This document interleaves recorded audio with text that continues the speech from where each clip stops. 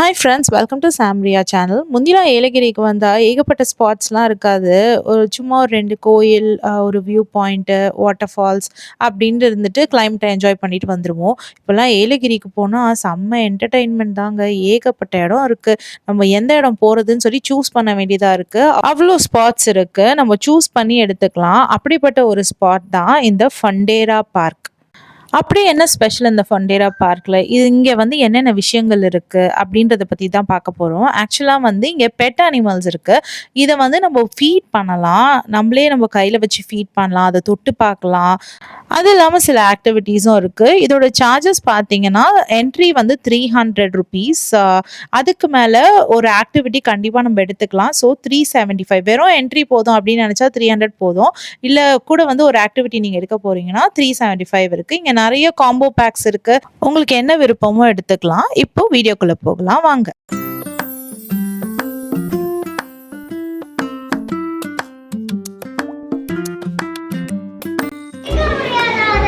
மீனை பிடிச்சனா மீன் செத்து போயிடாதா? தண்ணி வேணும்ல.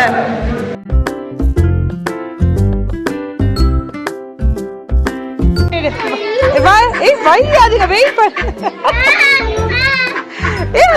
பண்ணு.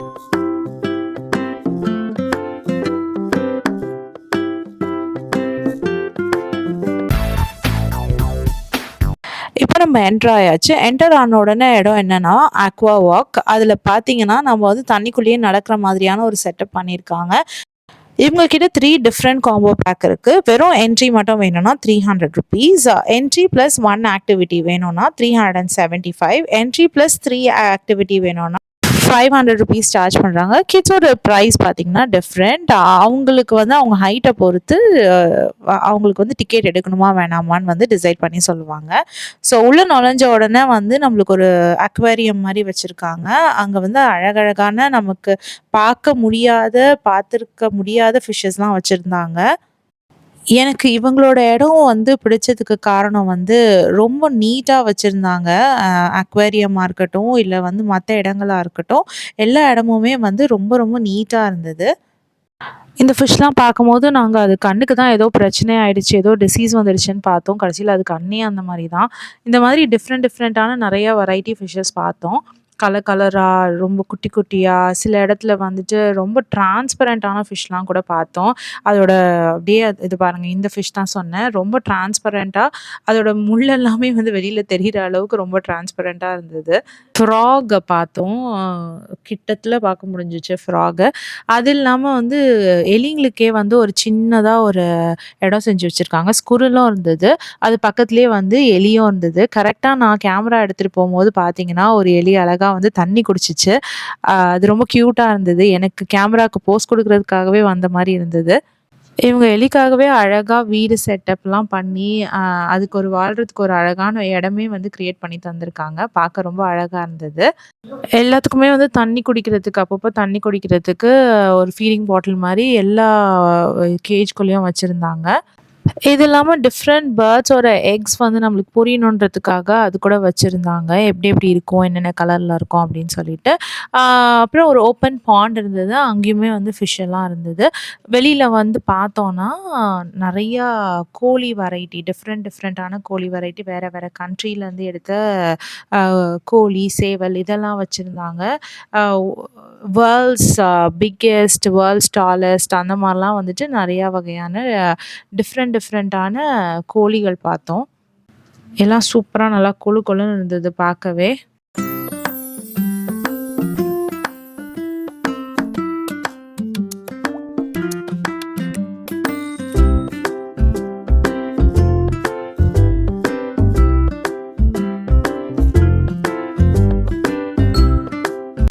அப்படியே திரும்பி பார்த்தோன்னா இந்த சைடு ஒரு ஓப்பன் ஸ்பேஸாக இருந்தது. அதுள்ள எல்லாரும் போயிட்டு வந்துட்டு இருந்தாங்க.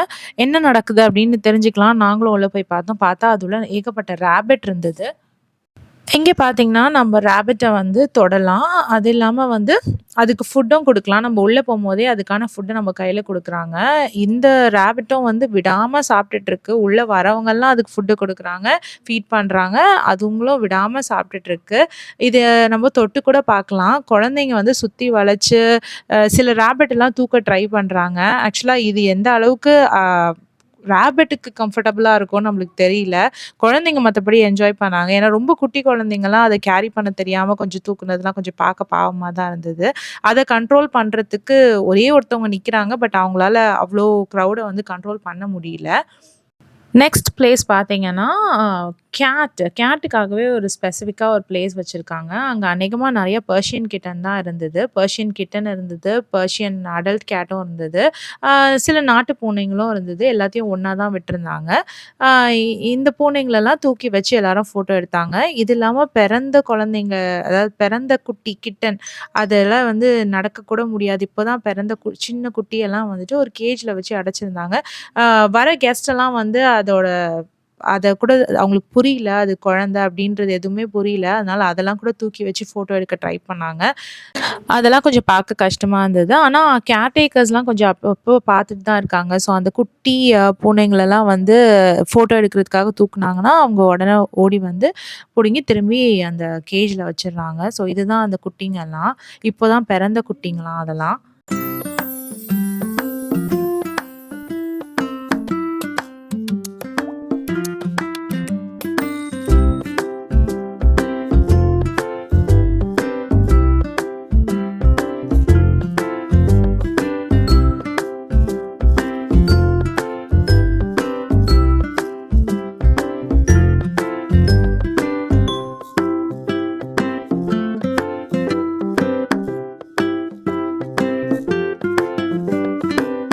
இந்த மாதிரி கை வச்ச உடனே கையில ஏறிக்கிச்சு.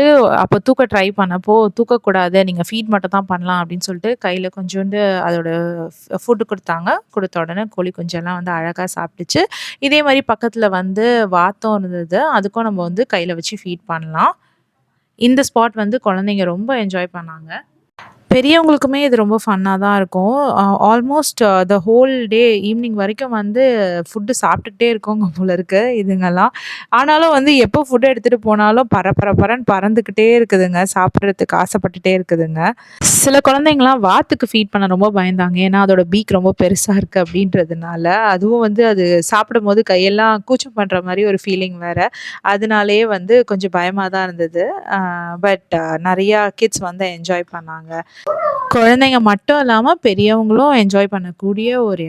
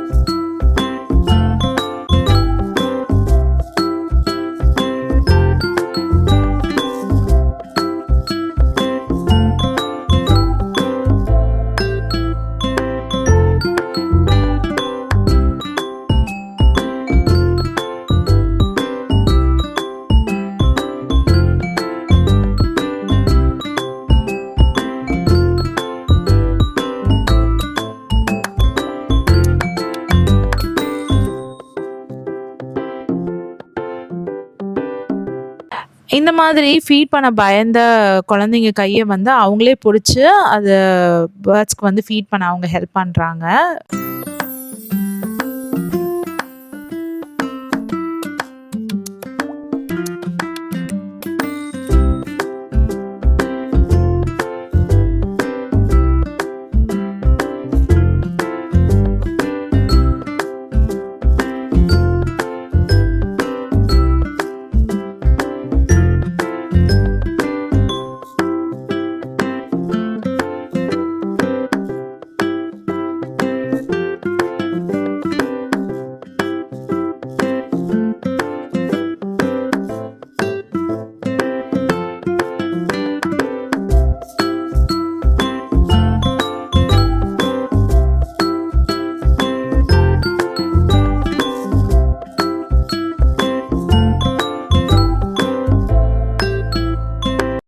நம்மளால அங்க வேர்ல்ட்ஸ் ஸ்மாலஸ்ட் கவ் எல்லாம் பார்க்க முடிஞ்சுச்சு. 2 மினி கவ் இருந்தது. குட்டி குட்டியா அழகா கியூட்டா இருந்தது.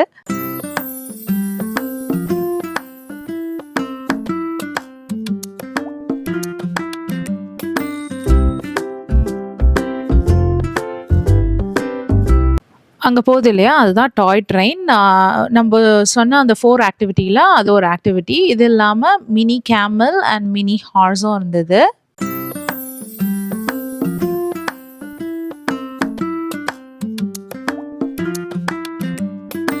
இதோட முடியலைங்க. நம்ம கையில பேர்ட்ஸ், பேரட் எல்லாம் உட்கார வச்சு அதுக்கு சாப்பாடு குடுக்கலாம். ஃபீட் பண்ணலாம். ஸோ அது ஒரு டிஃப்ரெண்ட் எக்ஸ்பீரியன்ஸா இருக்கும்.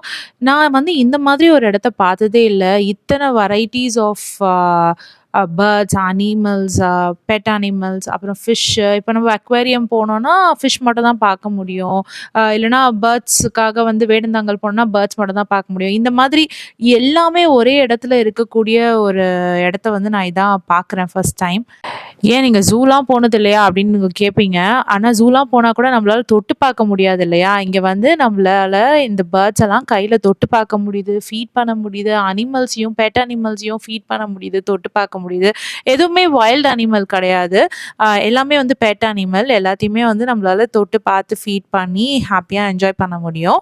இந்த இடத்துல நாங்க இருக்கும்போது நிஜமாவே வந்து ஒரு ஃபாரஸ்ட் எஃபெக்ட்ல தான் இருந்தது. எங்கள சுத்தி வந்து பேர்ட்ஸா பறந்து போயிட்டு இருந்தது. தலைக்கு மேல பேர்ட்ஸ் திடீர்னு வந்து தலை மேல ஏறி உட்காருது பறவைங்க. இந்த மாதிரி டிஃப்ரெண்ட் எக்ஸ்பீரியன்ஸா இருந்தது. இது ஒரு காட்டுக்குள்ள நாங்க நடந்து போயிட்டுருக்க மாரி தான் எங்களுக்கு ஒரு ஃபீலிங்கா இருந்தது. அது இல்லாம பேர்ட்ஸ நம்மளால கையில புடிச்சு, கையில தூக்கி ஃபீட் பண்ண முடிஞ்சுச்சு. சில பேர்ட்ஸ்லாம் சாப்பிட்டு சாப்பிட்டு வெறுப்பாயிருக்கும் போல. கைய காமிச்சாலே கைய கொத்துச்சு. அ அப்படியும் நெறைய பேர் ட்ரை பண்ணாங்க. இருந்தாலும் வந்துட்டு அந்த பேர்ட் பாருங்க ஃபீட் பண்ணா அத கை எங்க இருக்குன்னு பார்த்து விரல கடிக்கிறதுலயே அது குறியா இருக்கு. பாவம் அதுவும் என்ன பண்ணும், நாள் பூரா வந்து தீனி குடுத்துட்டே இருந்தா இப்படிதான் வந்து அது பண்ணும். இந்த பேரட் அழகா வந்து கையில யாரெல்லாம் கை காட்டுறாங்களோ, அவங்க கையிலலாம் ஏறி ஏறி உட்காந்துச்சு. என் பொண்ணுக்கு வந்து இந்த ஆப்பர்ச்சுனிட்டி கிடைச்சுச்சு. அவ நைஸா போய் எல்லார்கிட்டயும் பேசி, "எனக்கும் கொஞ்ச நேரம் குடுங்களேன் ஆன்டி" அப்படின்னு பாவமா கேட்டா, உடனே அவ கையிலயும் வந்துட்டு அ அந்த பேரட்ட விட்டுட்டாங்க. கொஞ்சம் ஸ்டார்ட்டிங்ல பயந்தா, ஆனாலும் வந்து அதுக்கப்புறம் தைரியமா பேரட்ட கையில வாங்கிட்டா. அவளோட ஃபேஸ் ரியாக்ஷன நீங்களே பாருங்க. ஒரு சந்தோஷம், ஒரு பயம் எல்லாமே அவ முகத்துல இருக்கு.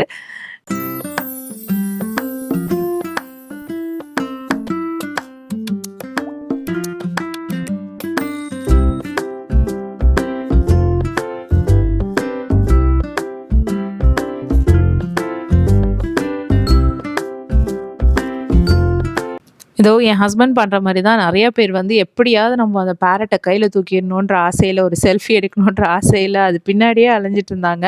ஆனா பேரண்ட்ஸ் எல்லாம் வந்து ஒத்துழைக்கவே இல்ல. நெறைய பேர் வந்து டிசப்பாயின்ட்மென்ட்டோட தான் போனாங்க. பாவம் என் ஹஸ்பண்டும் கூட தான். கடைசி வரைக்கும் அந்த பேரட் கூட செல்ஃபி எடுக்க முடியலயேன்ற வருத்தத்தோடயே வெளியில வந்தாச்சு. வெளியில வந்தோம்னா ஒரு சின்ன கேஃபட்டேரியா மாரி இருக்கு. ஸோ கேன்டீன் மாரி இருக்கு. நம்ம எதுனா வாங்கி சாப்பிடணும்னா சாப்பிடலாம். அது இல்லாம ஒரு சின்ன ஸ்டோர் இருக்கு. ஹேண்ட்மேட் ப்ராடக்ட்ஸா வச்சிருந்தாங்க. ஸோ இந்த ஸ்டோர வந்து விசிட் பண்ணிட்டு உங்களுக்கு எதனா புடிச்சதுன்னா நீங்க வாங்கிட்டு போகலாம். ஆல்மோஸ்ட் சுத்தி சுத்தி டயர்ட் ஆயாச்சு. நாங்க 4 ஆக்டிவிட்டில என்ன எடுக்கலாம்னு டிசைட் பண்ணி வச்சிருந்தோம்னா, என் பையன் நெட் கிரிக்கெட் விளையாடணும்னா, என் ஹஸ்பண்ட் வந்து ஃபிஷ் ஸ்பா பண்ணணும்னாங்க. நான் சொன்னேன் 7டி சினிமா, என் பொண்ணு 7டி சினிமா சொல்லியிருந்தா. கடைசியில நாங்க 4 பேரும் சேர்ந்து 7டி சினிமா தான் போனோம். ஏன்னா வந்துட்டு எங்க எல்லாருக்குமே பயங்கர கால் வலி. எங்கேயாவது போய் உட்காரணும்னு தோணிடுச்சு. அதனால நாங்க எல்லாருமே 7டி சினிமாவே எடுத்துக்கலாம்னு சொல்லிட்டு 7டி சினிமா பார்க்க போயிட்டோம்.